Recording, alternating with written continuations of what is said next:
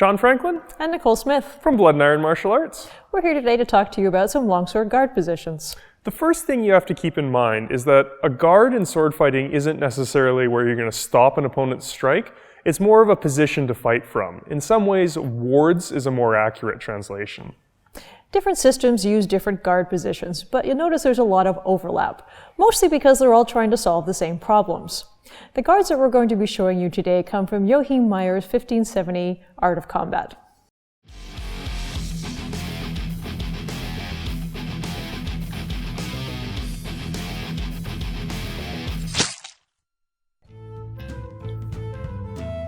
This is high guard, or in German, Tag. Modern practitioners refer to this as high Tag. It differentiates it from the popular German version, off the shoulder. As you can see from this position, really all you can do is come down, whether that is to defend an attack or to initiate one of your own.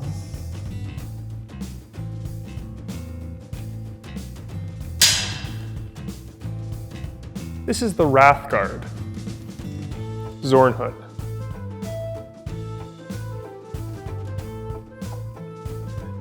This guard shares a lot in common with the High Guard. You lose a little bit on attacks coming down, but it makes it easier to throw horizontal or ascending cuts.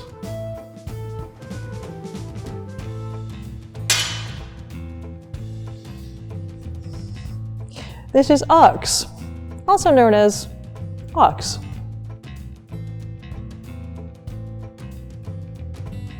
Ox can be used on either side with either the edge or the flat. It's good for defending against descending cuts and can be used to launch attacks from multiple angles.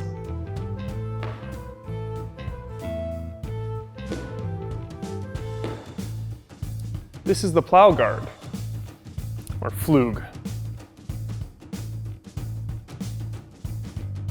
This guard is a good defensive guard.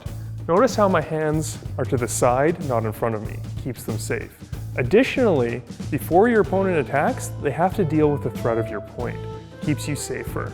And, well, you can lead off easily with a thrust of your own.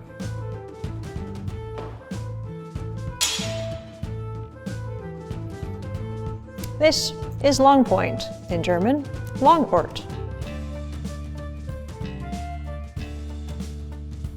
This should be the impact position for all high cuts and thrusts.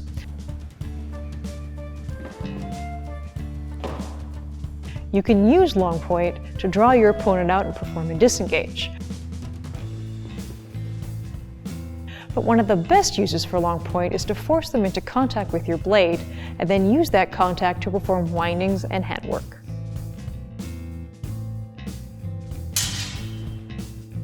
And last but not least,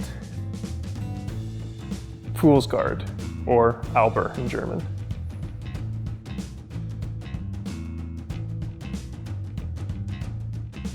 You may think this guard leaves your head wide open, and well, hopefully your opponent does too. It's a provocation for them to attack in a predictable way. If you're sharp, you can easily counter.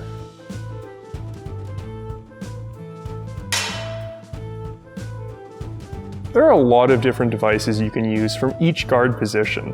Might be better to think of them as just positions of good biomechanical advantage to fight from.